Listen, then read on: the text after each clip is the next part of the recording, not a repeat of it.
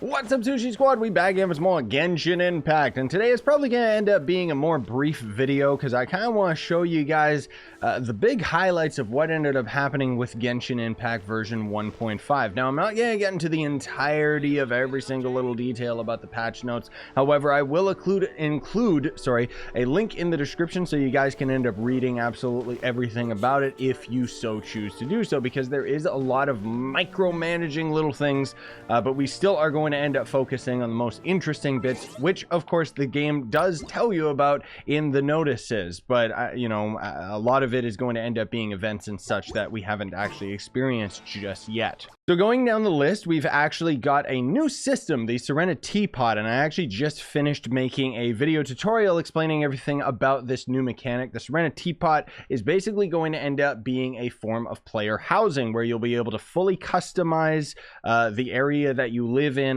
and there's also going to end up being some nice advantages of unlocking different toolkits that you'll be able to use later, like such as you know, a furnace for smelting ore and such.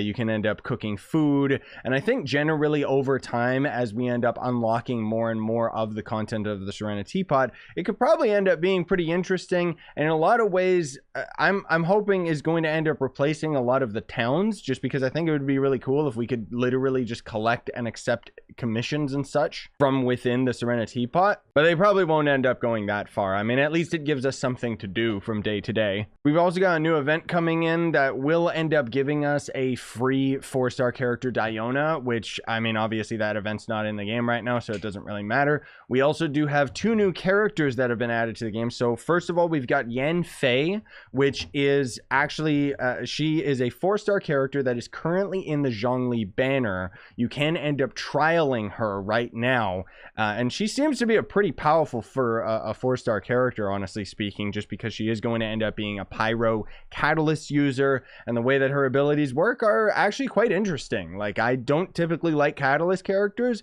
but she seems pretty cool. Except for the fact that I don't like her style at all. Personally speaking, she looks more like a jester, but we do actually have her story quest as well, which is the introduction to the Serenitea Pot, which is going to end up having her helping a bunch of people in Leeway so that we can end up basically getting some type of a resource that is required in order for Madam Ping to end up crafting the Serenitea Pot. You can check out the quest for yourselves. I'm not going to have a video covering it because I found the quest line to be particularly boring, and it also took like an hour long. And then there's going to be the new 5-star character, Eula, which she is not currently in the game right now. She's going to end up showing up after the Zhongli banner. So the Zhongli banner has like 20 or 19 days or something as of right now before it goes away, and then is going to end up being replaced with Eula. Eula is going to end up being a new 5-star cryo character, which does have a character video over on the Genshin Impact YouTube. And generally, she seems to be like an absolutely cracked character, super duper powerful. She's actually going to end up having most of her damage based on physical damage rather than focusing on her cryo attributes, which I don't really care about her that much. As far as I'm concerned, when they ended up showing the Genshin Impact 1.5 update during the dev stream, they ended up kind of showing screenshots of Inazuma, and it got me to thinking, why would I even waste any of my wishes on any of these characters, especially with 1.6 already having one of the first Inazuma characters, which is Kazuha, which we can't really talk about because well, there's leaks online. You guys just Google it. You can find it, honestly speaking. But when Eula ends up being added to the game, she is going to end up having her own story quest, which means that we will be able to trial her out. And then just yesterday, I ended up doing a stream that it's public now, and I think it was like over an hour long, but there is a new quest line, Act 2 of a Zhongli quest line, which introduces a brand new weekly boss, Azhdaha, which is the Earth Dragon. And oh my god, it's such a cool boss, and I really, really like the relationship between Zhongli and this dragon, because I'm going to go into a little bit of spoilers here, but not too much. Basically, the dragon is not necessarily a bad guy, let's just say that much. He kind of ended up going insane over time with his imprisonment, but his imprisonment might not necessarily be it might not necessarily be something that Zhongli did willingly, let's just say that much. As far as my feedback towards the questline itself, honestly speaking, I felt that it was delivered extremely poorly within the first let's say 70 to 80%, you literally are just going through a quest line, and then out of nowhere, you're just thrown into a boss fight that doesn't make any sense. The characters don't stop talking, and not about anything cool, in my opinion. And then suddenly, at the end of the quest line, we get a very brief, cool cutscene that introduces the actual relationship between Zhongli and Azhdaha, and I think that it just was like super duper cool, and I really wanted to have that part of the quest line be the forefront. The reason I'm going on such a tangent with this is because I wanted to address a couple things that you guys may not know about, just because I haven't really talked about it as much in recent videos, just because I have only recently just started doing Genshin a little bit more regularly on the channel again. But basically, what ended up happening is before this update, before we ended up getting Azhdaha, we were supposed to get the Chasm. Now, the Chasm was an update that was supposed to be planned for, I don't know, either now or in an update or two. But the point is, it was supposed to show up before the Inazuma update. However, it was not only going to end up introducing Azhdaha and this new storyline, but it was also going to end up introducing our first Dendro character, Dendro being a new element to the game. Enemies have used the element, players have not been able to use it. It's basically an earth element or a poison element or whatever. But what happened is, basically, MiHoYo, the guys that are behind Genshin Impact, blatantly said, oh yeah, our profits are doing so well with Genshin Impact right now, we're just going to delay the Dendro element and the Chasm update indefinitely until they see their profits start to dip. Then they'll release it and all the players are gonna come swarming back because, oh, new element, oh my god, right?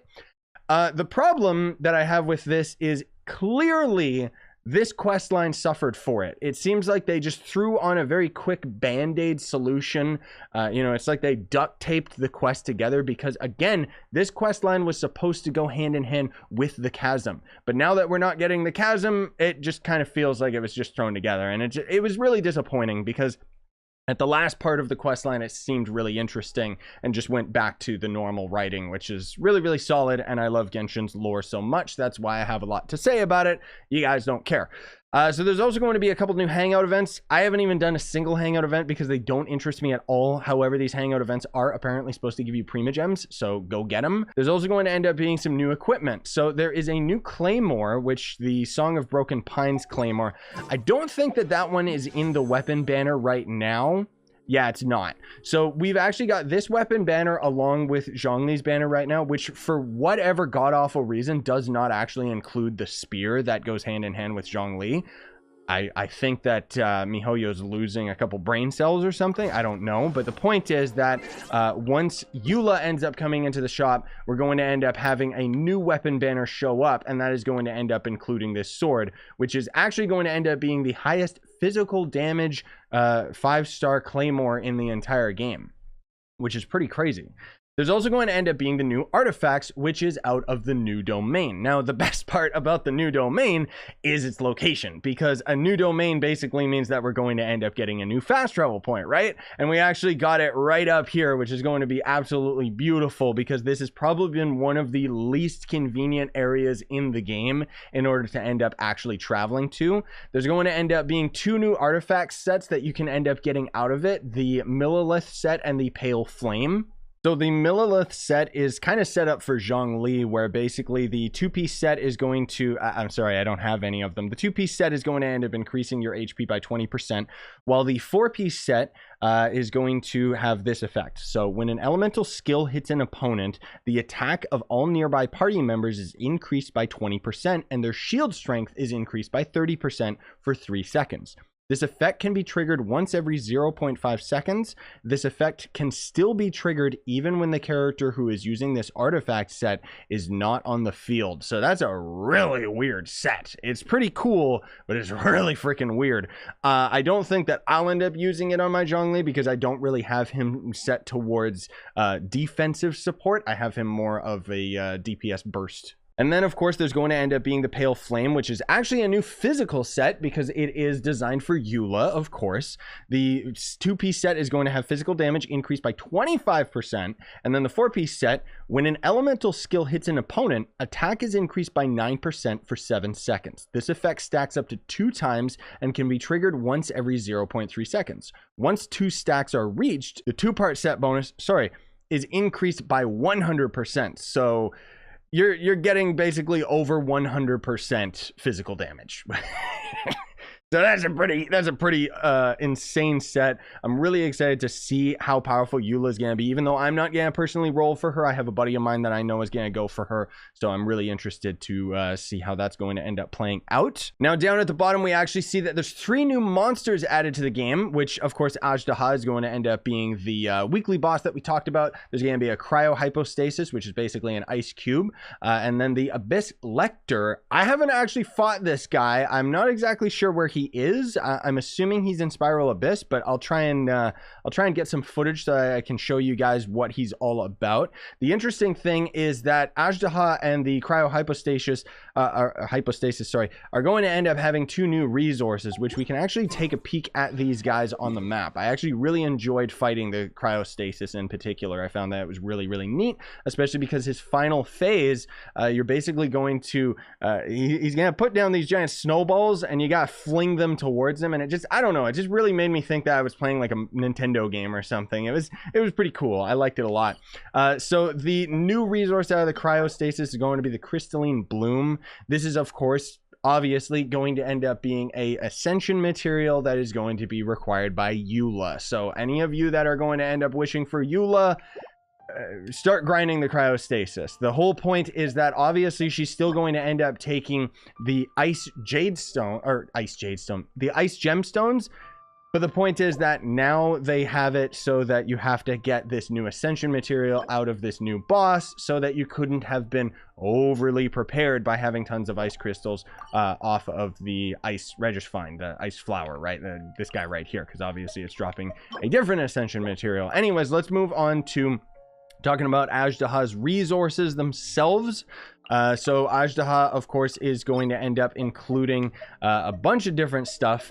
And more importantly, there's going to end up being a new material from all the weekly bosses, which is very, very important. And we'll get into that in a bit, probably the most exciting part of this update. But there's going to end up being Dragonlord's Crown, the Bloodjade Branch, and then his last resource, the Gilded Scale. Now, the reason that these resources are extremely important is because these are going to be talent level up materials, of course, that are used for Eula right now. I don't know specifically which one she uses. Okay, so it seems that she's going to use the Dragon Lord's Crown specifically to level up her talent abilities. I think the tail... Okay, no, not the tail. Sorry. Kazuha, the new character that's going to be coming with 1.6, he's going to end up using the Gilded Scale. Not that you have a choice of actually grinding any of these particular resources, but just to say that you got to end up grinding this weekly boss pretty much the same as all the other weekly bosses. Now, the interesting thing is they ended up adding a new mechanic for when you're fighting the weekly bosses, where the first 3, because there's 4 weekly bosses total now, the first 3 are going to cost half the resin, so 30 resin instead of 60. And then, of course, if you save Azhdaha for last, for example, he's going to end up being your 4th weekly boss, which doesn't end up having that effect, so he's just going to cost the full 60 resin that it normally costs. Now, here's the craziest part of this update, I think personally anyways, is this new resource right here. The Dream Solvent is finally in the game. Oh my god, I've been waiting for this resource like you wouldn't believe. So all of the weekly bosses have a chance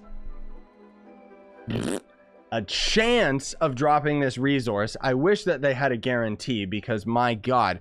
And what this resource is basically going to do is it is going to be a weekly boss conversion material. That's right. If you have enough of them, you'll be able to convert weekly boss materials. Now, it's not as simple as you might think, which is a little bit disappointing, but kind of makes sense. Basically, it's going to cost one of those resources and then one of the boss materials. Now, the interesting thing is that, say, Dvalin's Plume, for example, you will only be able to convert Dvalin weekly materials into other Dvalin weekly materials. Just as Boreas, you'll only be able to convert his materials into other wolf materials, and child materials into other child materials. Now, in particular, this one right here, the tusk right here. This is the resource that I need in order to level up my Zhongli talents, because believe it or not, I've had Zhongli at C6 since he came out, and I have not had enough of this material drop this entire time, by the way, to max out my talents with Zhongli. Ridiculous. So I can just do it right here just to show you an example. We're going to consume this item, and we're also going to end up getting one of his Shroud of Fire Legacy, because I don't really use them and I have 14 of them. We can convert into this new material. Awesome, but now we're out of solvent, so I can't do it anymore. And I mean, just to show you guys how overpowered and awesome this is, I was able to finally max out this one material because I ended up actually getting lucky, and I was able to get 3 solvent this week, so that's pretty darn awesome. I wish I got a 4th, because the only talent that I'm missing right now for my Zhongli is this one right here, but of course it requires 2 of these tusks, so maybe I can get lucky and just get more of these next week. Honestly speaking, I need as many of these as possible, because I have not been able to level up any of my albedo talents, because he takes the same materials as Zhongli, and I want to have my Zhongli fully crowned, gosh darn it. Anyways, I think that pretty much covers it in terms of this update. I know that I gave a little bit of spoilies, a little bit of leaks of the Kazuha, but I want to kind of get you guys a little bit prepared for the new character. But the thing is that, similar to Eula, I just want to, you know, put it out there that even though Kazuha is going to end up requiring materials from Azhdaha as far as a talent leveling material, ascending the new character is just not going to happen, because similar to Eula, his Ascension material is going to be brand new resources that aren't currently in the game. So that's going to end up being a new resource that'll be introduced in version 1.6, which is going to end up showing up in 3 weeks or a month or something, or whatever, however long it takes for all this update to end up going away. Actually, wait, I think it's like 3 weeks for one character, 3 weeks for another or something. Yeah, so it's okay. So it's a while. I don't know. Either way, when version 1.6 comes out, okay, cool. The other thing too, again, is that right now we just have the Zhongli questline, but there is going to end up being a whole bunch of events that are going to end up coming out with version 1.5 as well, including the Mist Dungeon and whatever that weird thing is that's going on with Diona, which will, of course, cover those on the channel when appropriate. Either way, thanks for watching, gamers. Really appreciate it. Hope you enjoyed this video, and I hope that it was a good patch notes video. Let me know in the comments if you have any feedback of how I can tighten up this video. I'm always open to the criticism. Not necessarily open to just stupid, hateful comments, but criticism I welcome with open arms. Either way, thanks for watching. Smash like, sub for more, buy the merch you want to support the channel, and have a fantastic day. Sayonara, and stay epic, everybody.